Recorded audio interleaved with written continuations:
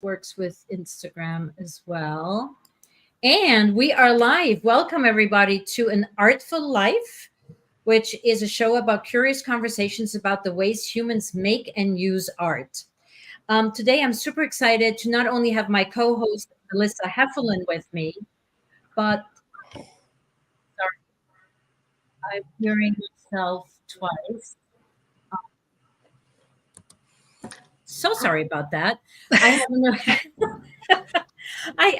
That was like a call from the past. I heard myself twice. Anyway, so Melissa Hefferlin, my co-host, herself a fabulous fine artist painter, and her sister Heidi Hefferlin, who is an architect and is with HK Architects, a principal. And I will have Heidi introduce herself in a hot second. And today we're going to talk about architecture, art in architecture, how architecture and art go hand in hand, and art in public places and how architecture plays into that. So very, very interesting conversation coming up. And Heidi, please introduce yourself to our audience. Hi, everyone. I'm Heidi Hefferlin with HK Architects, Hefferlin Kronenberg Architects, formerly in Chattanooga, Tennessee, and we're a 29-person firm that we're celebrating our 25th year this year. So excited to talk about art and architecture and be with Nina and my fabulous sister, Melissa. Thank you. We are so happy that you're here, and we've spent a lot of time the last 30 years growing our careers, me as an artist, you as an architect, sometimes working together on projects. And I'm so excited about your 25th anniversary. That's a big deal. I remember you coming to the South from Los Angeles and beginning here, so I really celebrate that.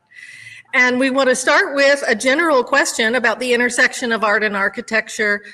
What is the art part of architecture? Where is the boundary between engineering and what a contractor could do and the art of what an architect brings to a project?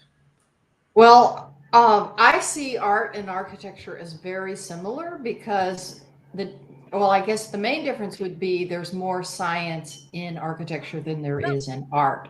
So we have more constraints and challenges dealing with codes and existing conditions and all the requirements to build and make something stand up and not fall down and crush you.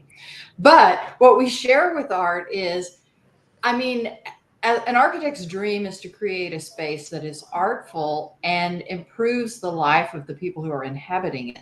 So interacting with and working with artists like you and Dowd and others and artisans really keeps us focused on the lighter, brighter, more playful side and how to shape forms and spaces, and takes you away from always thinking about all the constraints, because we have to balance both.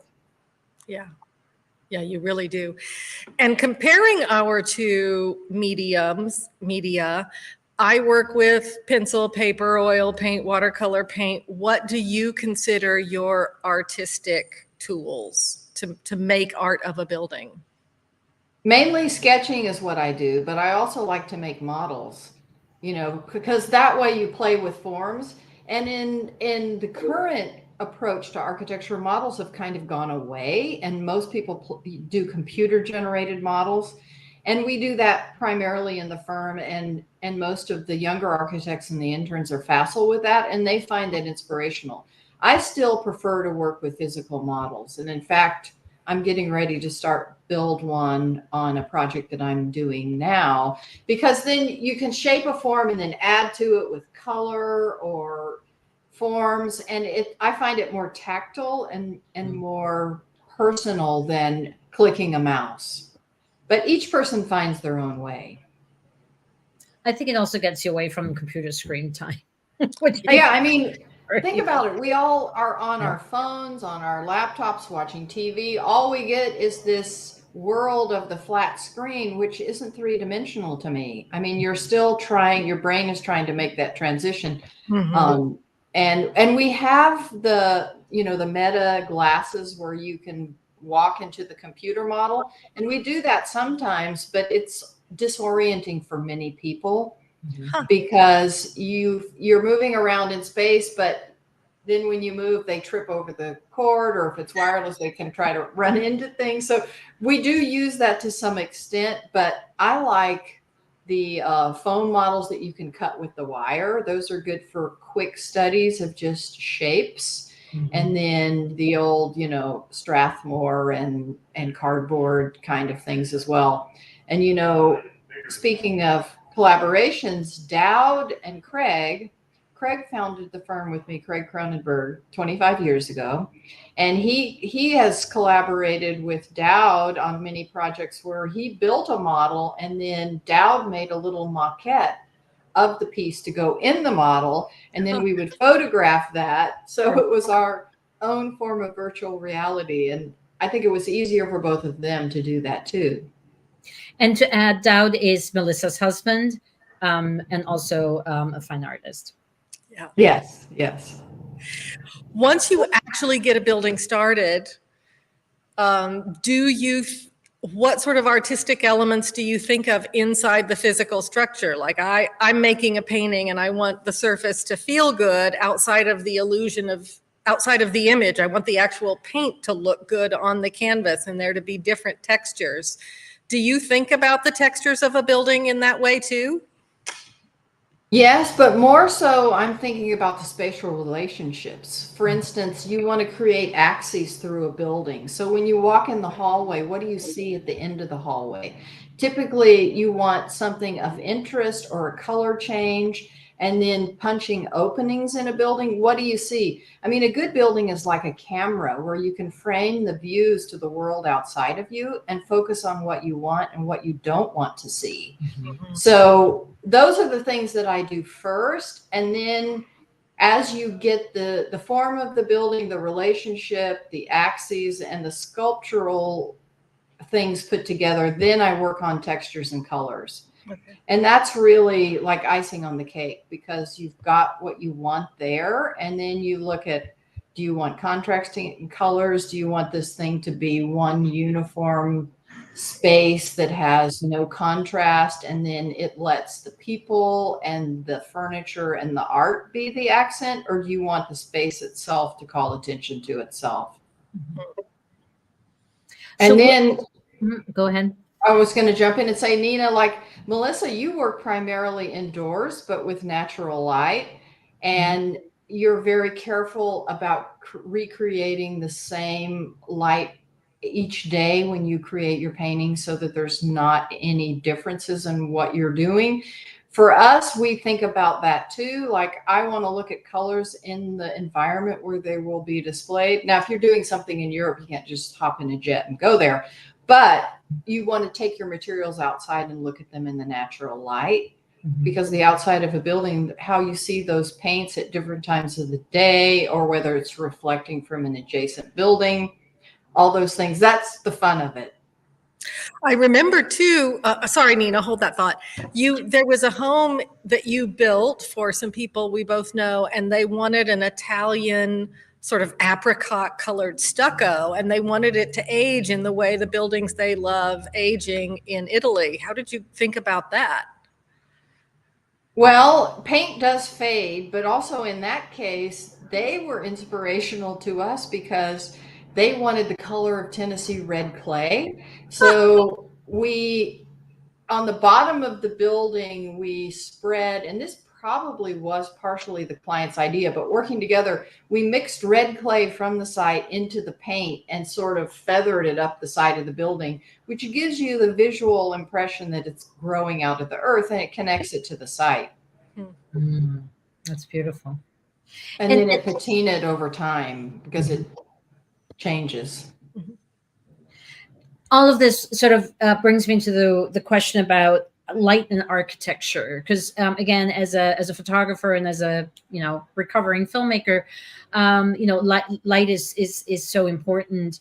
How does that figure into the planning process for you? Well, it has a lot to do with the energy performance of the building. So that's the science part of it. The art part of it is where do you want the light coming in at what time of the day? So, I mean, if you're working on a residence, you want morning light in your bedrooms and your eating areas so that it helps your body clock to wake up. If it's in the dining area, you want the evening sun, the beautiful sunset. If it's an office building, you don't want everybody's screens to get too much glare. So you think about the science of it and how you want to experience the space on the inside. So if you want light coming into a space all times of the day, but you want to avoid glare, it's on the north side of the building, it's not a problem. But if it's not, you can do that through skylights and other things. So you can be creative about where do you punch the holes to let the light come in, and use the challenges of the energy requirements as kind of an inspiration. So the energy part, is that something that, and short deviation here, but it's interesting to me, like let's say solar energy, or any kind of sort of, using the sun to just naturally warm up a room or a space. How much is that something that you factor in today's architecture?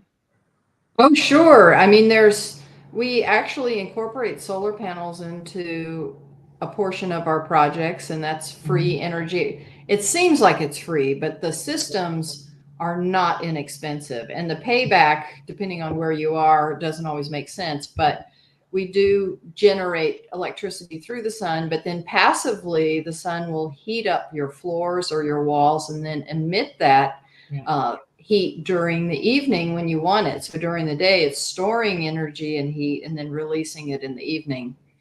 And then, well, you don't want that heat in the summertime, so you have to think about the solar patterns to shade your walls in the summer, but allow them to heat up in the winter. So we think about that early in the process. So that's part of the form making.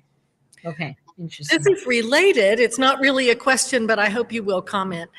Near Bergamo, Italy, maybe you remember because you've been there too, there's a Romanesque round chapel near a place we've been called the Villa Vitalba. And we happened to be there last year when the solstice came around. And this was a 10th century chapel that called itself Catholic, but really was rooted strongly in paganism. And at the solstice in September, the sun aligned in such a way that at a clerestory window, a ray of light came down and beamed onto the altar. And it made me think, I just got goosebumps. It reminded me of the spiritual aspect of light, of light in our lives and in our structures, and how the builders of that temple were so aware of it, because it was a soulful experience to see that the nature come in that way into that building. Yes, and that's something that is, you can plan for it and it's good, but also sometimes happens just accidentally, and it's a wonderful thing. Like, do you remember when we were in Switzerland at the chapel up in the mountains, and all those cows were wandering around with the cowbells, and it reverberated through the inside of that chapel, which was magical to me too. I mean, so yes, there are spiritual aspects of architecture, and can be, and we, that's where sometimes the architects feel like they're gods, right? If we can achieve this spiritual moment, then it's the pinnacle of your profession. It really is. Yeah. On that note, I live in a 450-year-old house when I'm in Switzerland in the Alps. And, houses were always built in very tight clusters because of the warmth, right? They wanted to keep everything as close together because there's months and months and months of endless snow. But I always noticed that our house, and so with the ones right around me, all get really early morning sun in the winter, as in at 9:30, whereas the rest of the valley doesn't get sun until 11 a.m. And I always thought oh, how lovely, how convenient. And then it dawned on me that was probably, it's because it's not just our house, right? Those houses were built there on purpose because there was this, there's this gap in the mountains where the sun can come through really early. And that was, I'm sure, no coincidence. Oh, I'm sure the people who built the village were maybe shepherds, or, had they cows. Were really rich traffickers. Oh, okay. Well, They were had somebody. trafficking between Italy and Switzerland, Germany. You know, they were. I mean, I'm sure there were shepherds there too, but for the most part, they were. Well, somebody Yeah. spent a lot of time on the site Yeah. to figure out how, because that's part of the early planning of architecture for a good building is where are the prevailing winds coming from? What are the views? How is the sun patterns on the site? Do you have water that you want to hear or access? All those things you want to integrate. And that's part of the reason all of our buildings at HK are designed specifically for their site. We don't have anything we've just repeated in multiple areas that I'm aware of, because we want their buildings to respond to the site that they occupy. And I think each of us artists has one or hopefully several fortes. And I believe that something that you do exquisitely is building placement. And I'm curious, is that just a part of your character? Did you have a mentor who taught you to think about building placement? Because it can change a building from a building to a work of art, depending on how it relates to its environment. Yeah. Well, I wonder about that. My degree from the University of Colorado was environmental design. So a lot of it had to do with how do people experience buildings and how does your environment affect the building and what is the environment? What are you going to do with your project? So we did a lot of studying and see patterns of how people move and what affects how you occupy space. And then working for Richard Meier on the Getty Museum was all about the site, because my project was working on the parking area train depot that you ride up to the site, working on the road along the way, and then all of the fountains between the buildings. So everything about how the buildings was situated for him and our team was how does we respond to this site. So both my education and then my mentors and seeing projects that I liked were adapted to their site. So I think it just naturally evolved to me being the right way. We're jumping ahead a little bit because the Getty Museum was on our list, but you were there. So I'm going to Go for it. Okay.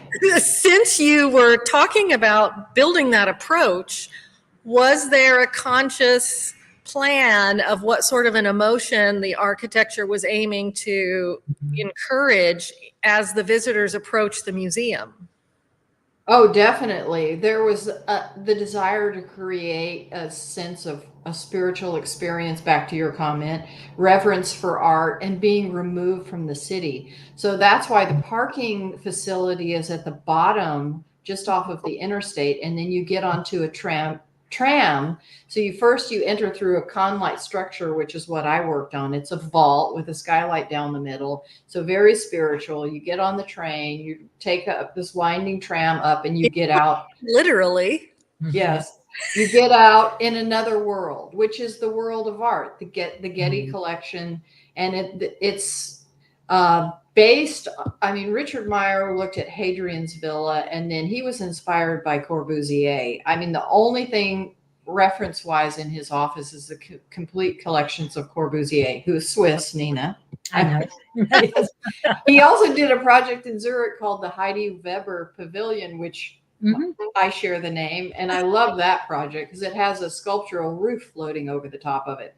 Yeah. But Richard Meier was all about form making too, and then the art within these beautiful buildings, and you move around on the site.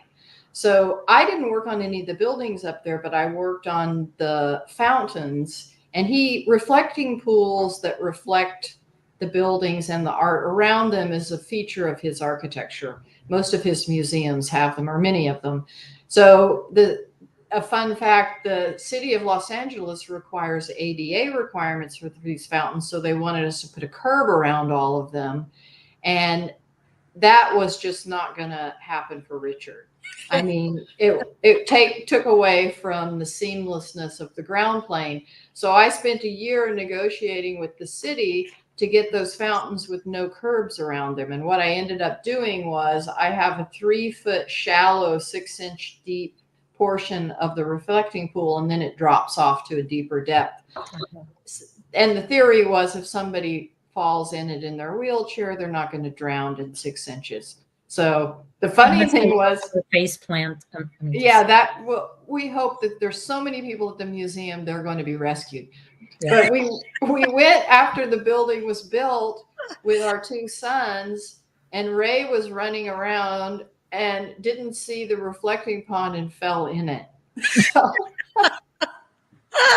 what would the irony be that your own child falls into it after you negotiated, for it to not have a curb? yeah, but he loved that, so Yeah, it of was course. fine. He probably thought it was fun. Yeah. So indoor outdoor living space, and what you just said something that really hit me very strongly, which is leaving the city behind, right? And that to me is like, for me, going into my modest apartment here in New York, it is all about not that I have a fabulous tramway, but I do have a decent elevator. But it's all about leaving the city behind and going into my sanctuary. And of that, part of that sanctuary is my art, and just an artfully created environment that I live in and feel at home in. How are those conversations that you have with your clients about not just I want functional this, that, and the other, or I have these pieces of art that I want to hang over my sofa and I need enough space, or I have this huge piece that needs to go into the lobby. Where does that conversation start, and where does it go, and how deep does it go? Well, in our questionnaires for residential projects, we asked them at the beginning, do you have artwork? What do we need to accommodate? And we asked them about how they like to live. Do they entertain a lot?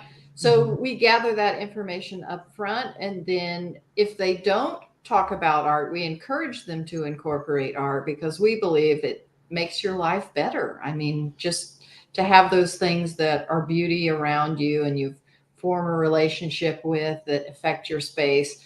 And then with our corporate clients, we more and more, they want to incorporate art and interactive art in their facilities.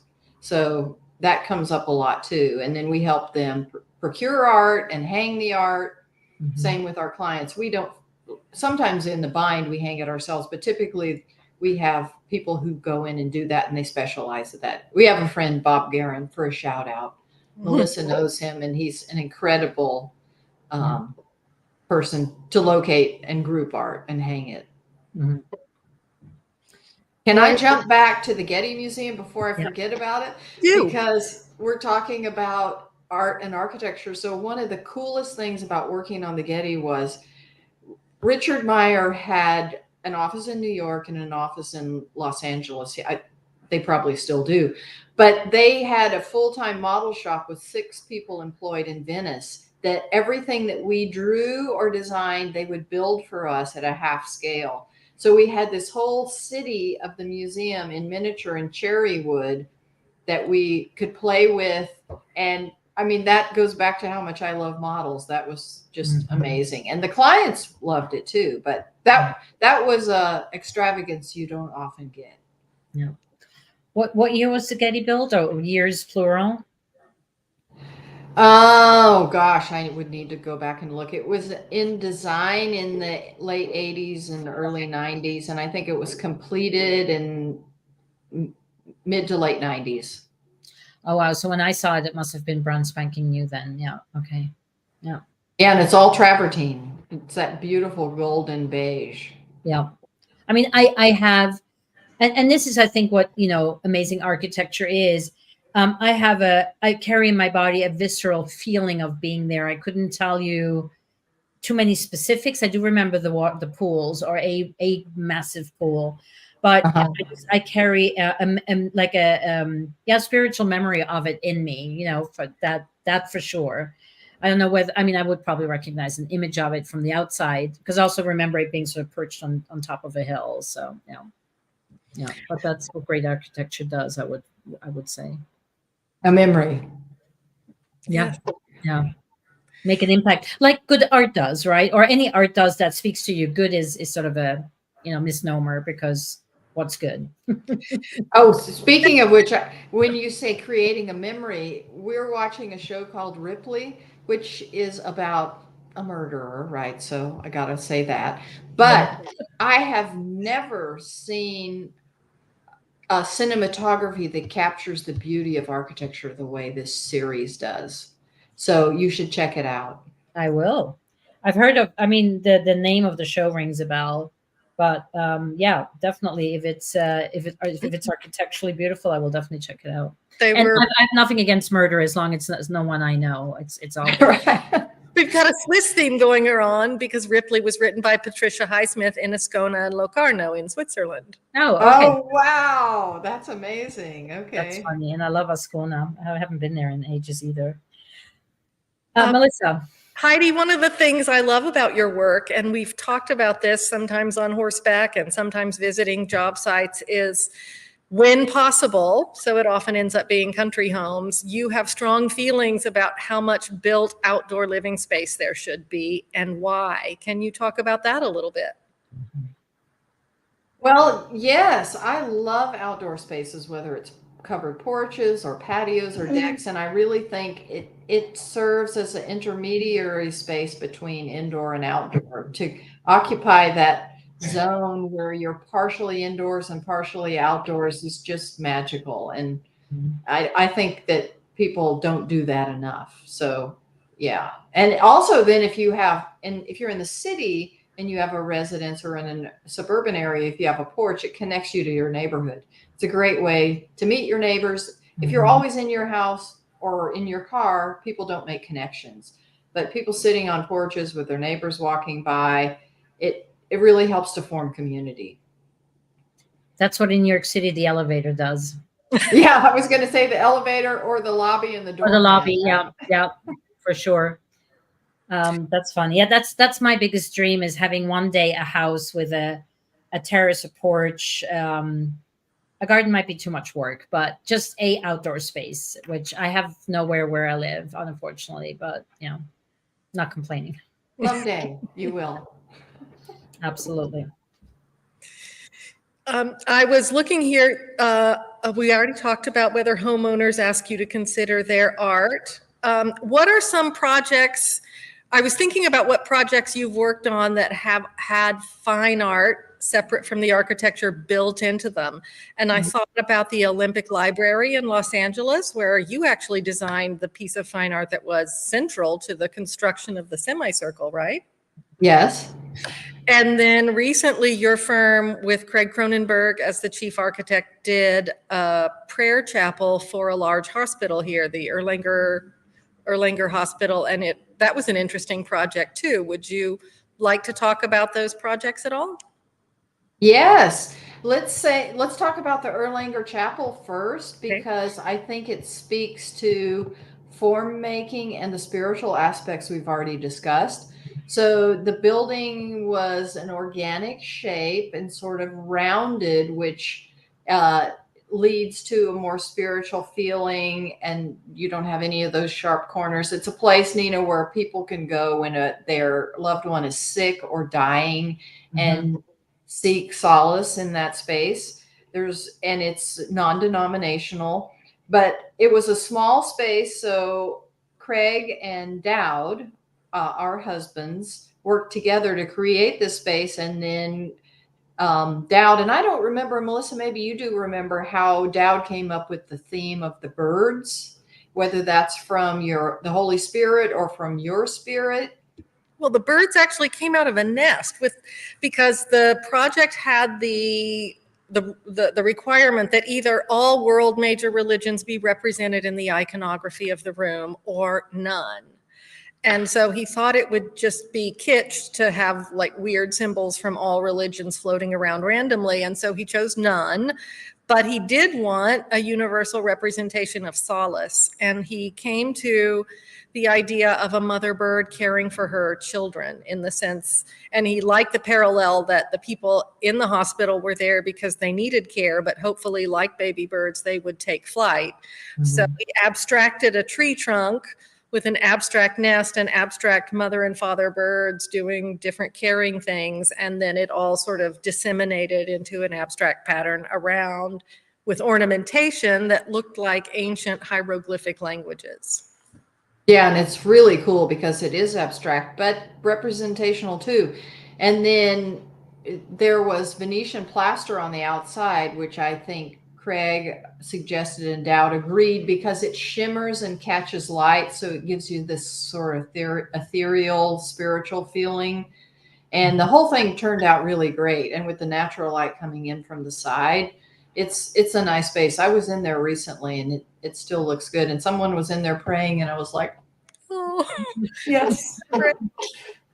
So to jump back to your other project, which I was kind of thinking beforehand, what are projects that I've worked on that combine art and architecture? And the Amateur Athletic Foundation in Los Angeles was one of my early projects. So after the Olympics in 1984, they had $120 million surplus. It was the first Olympics that made money. So Peter Uberoff had this house in the Adams district that was a historic home, and he had run the Olympics. He gave it to the foundation for the amateur athletics to occupy. And their mission is to support sports and young people in sports and to honor the history of sports. So we had a museum with all these artifacts of shoes and javelins and all kinds of things which we had to accommodate, and then a meeting space for education of sports that centered, and then the foundation had their headquarters in the old mansion. So we created a garden, and those other buildings formed the edges of this garden, which created an inner circle. And then I got to design, and I designed those buildings, and then I got to design the house or the sculpture which housed the Olympic flames for 1984, and it's still there now. And it's in the form of a helix with glass plates that spiral up to the flame. And then there were pictograms in bronze at the base, which represented all the sports that were in the Olympics. And it was really an amazing project to work on because athletes are beautiful in their motion and what they do and all the planning that had gone into 1984. And I still have all the books that the graphic designers and the architects used to design the Olympics, which is cool. That is cool. Do you think of your projects as having stories and I ask that because I think this building that I'm in, you've helped us with, it's a 1919 bank, and it was the Hamilton National Bank. And I think of her as the Hamilton, and I tell myself stories about her and making choices. I try to fit my choices within my budget and what I think the Hamilton would want. But other places I've lived have had a different story. Do you have narratives like that in your head about the story of different places? Oh yeah, definitely. And your current project is one of the ones that I listed on my own projects of art and architecture projects, because the bank, we've honored its history but adapted it. And Nina, that's been really, I've been influenced by the European approach to preserve, but in a modern way. I mean, Europeans don't try to make everything look like it's 300 years old. I mean, if you have an old building and you add on to it, you do it in the current methods in an artful way, and the fixtures are modern. So that's my approach too. So with the bank, we've given her a modern life. And then because you're artists, I think anything we do should be artful. And the garage in the back, I think, is a piece of sculpture. I'm very proud of that. The form of it, and all in steel, is something where it stands on its own, and it's a beautiful piece of artwork that happens to be where you park your cars. I couldn't agree more. Yeah. So the story of that is the art that took over the bank in my mind. Well, and I mean, I think it's very fitting that Melissa has a vault. Yes. And your art is stored in the vault, right? Yes, and it gives value. I mean, art is very valuable. It's perfect. Yeah, it's more valuable than gold. Yeah, so I think that that your house she would be very happy to house your art in there, and and for the safekeeping of it, right? Yes. Honored to do so. So, talking about Europe, how do you see sort of the difference in style? You had just mentioned renovations, and that's also a big storyline for us up in the Swiss Alps with these really ancient houses that then get sometimes raped and sometimes beautifully and thoughtfully restored. But to my question, how do you believe that American architecture is in style different from Europe, Asia, or even South America? Well, I think we're affected a lot by the fact that we're a new country.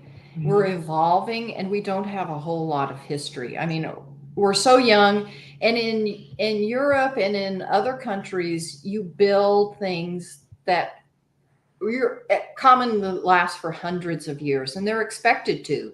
Here, we're a growing and morphing company, and people build things which have a planned obsolescence. So they expect them to be cheap and fast, and that's a struggle for me, because what I prefer to do is enduring, which costs more. So you either need to convince people that it's worthwhile to build something well, and it will last longer in the long run, be a better financial decision.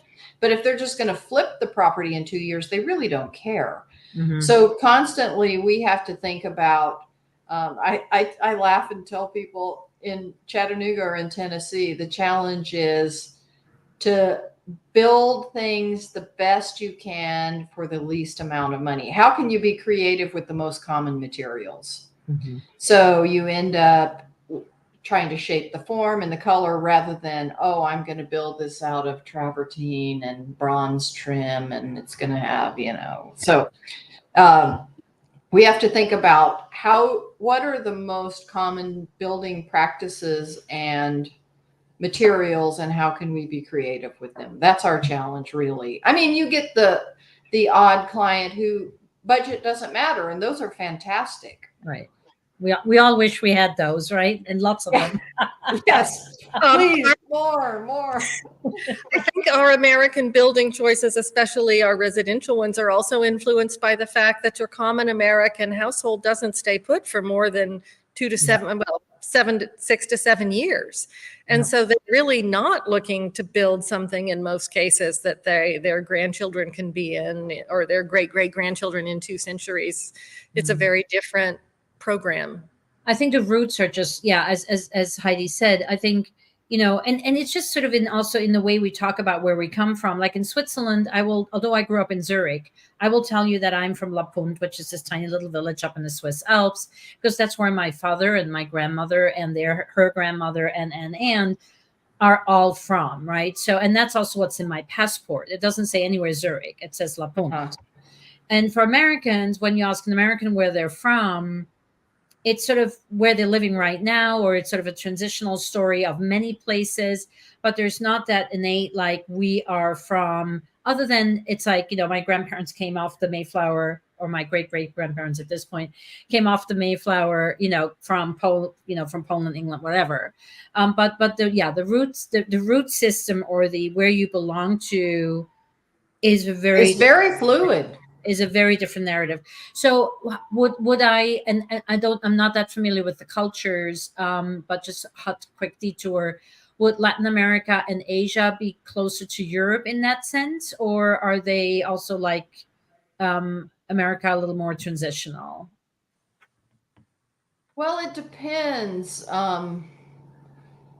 They have a lot of, I think Latin America and Asia are more like Europe than we are, for sure. I mean, Asia, I would think for sure. Yeah.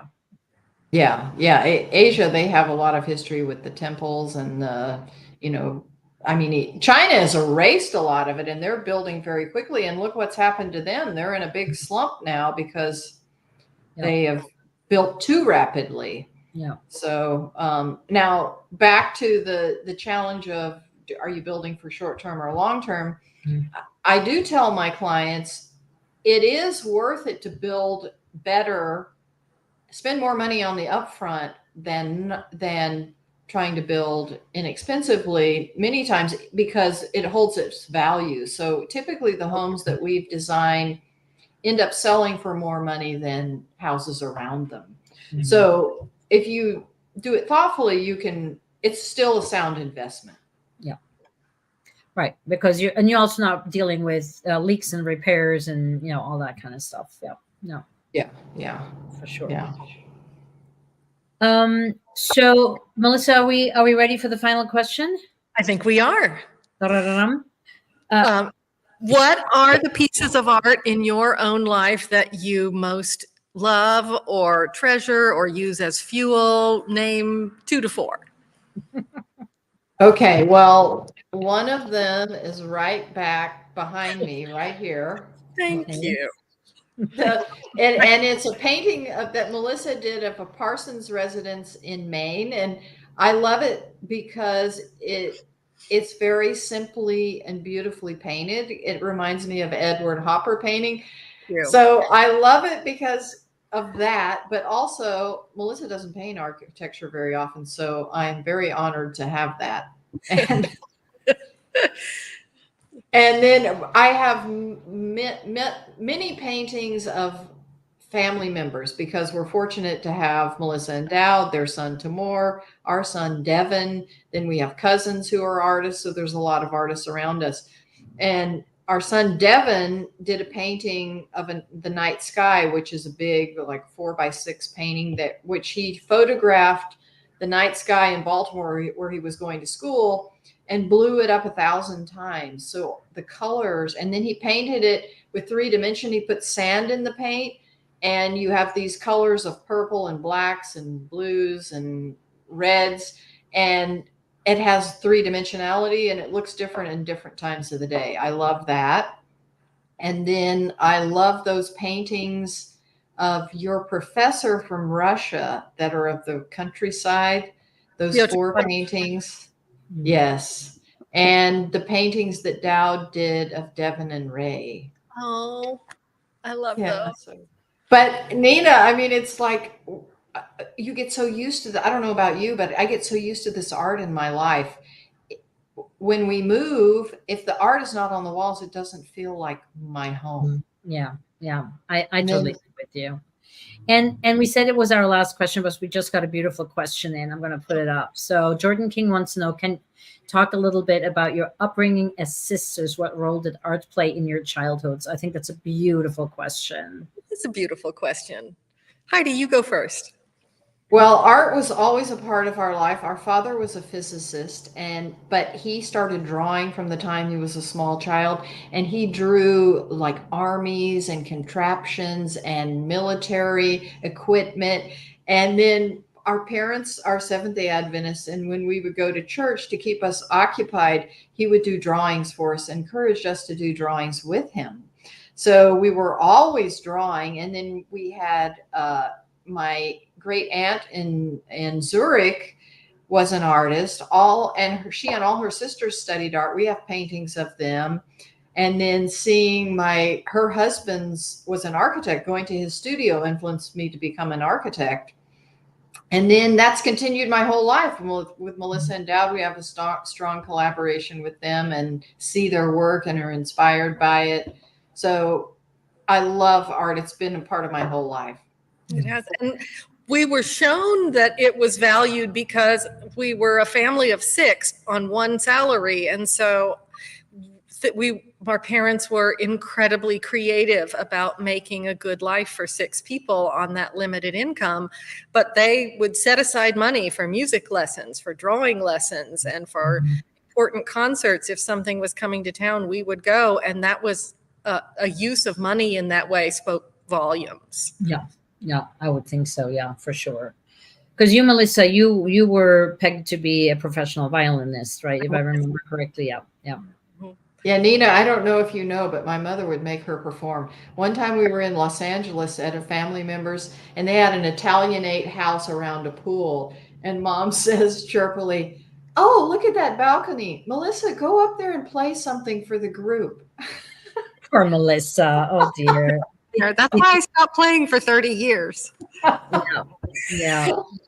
But as a child, that was embarrassing and put me on the spot. But we knew that if it was important to play for strangers, that music was important, that this was a power play, that it was valued. Music is beautiful and in a cynical sense, a commodity, but things only a commodity if they have value. Yeah. Right, Yeah. right. I love that. I love that sort of those two things were combined early on, that this is something that's valuable and not just a frivolous thing, right? And I think that is a connection that a lot of people don't make with art. And I think that that's where they're losing out or missing out for sure. Yeah, it is a vessel for meaning. Yep. Yep. Absolutely. Well, Heidi and Melissa, thank you so much. Oops. Sorry, Melissa, what were you saying? I was saying thank you too. I've left this and I feel so celebratory for your 25th anniversary year. And yes, you are my sister and my artistic colleague. And Nina, thank you for making this all work. Yeah, I mean, that's the easy part, right? Even when the technology cooperates, that is the easy part. So, well, we got through it without any glitches, and I want to thank you both for inviting me to participate. This has really been a fun conversation, and I draw so much inspiration from you, Melissa. So it's nice to talk about it. Exactly. And I mean, that's what Melissa and I, this is a hard project for both of us, because it also allows us to ask all the questions we always wanted to ask, and invite people into a conversation that hopefully is also, very fruitful and very inspiring to you listeners. Because that's really what we're doing this for, is to sort of bring these conversations out into the world, especially here on LinkedIn. And of course, Instagram, YouTube, wherever you happen to be watching this. So thank you everybody for watching. And there will be another one coming up soon. Heidi, thank you so much for taking the time out from your busy day to be with us. And Melissa, as always, love hanging with you. So you too. We'll all see you very soon. Thank you. Thank you. Bye.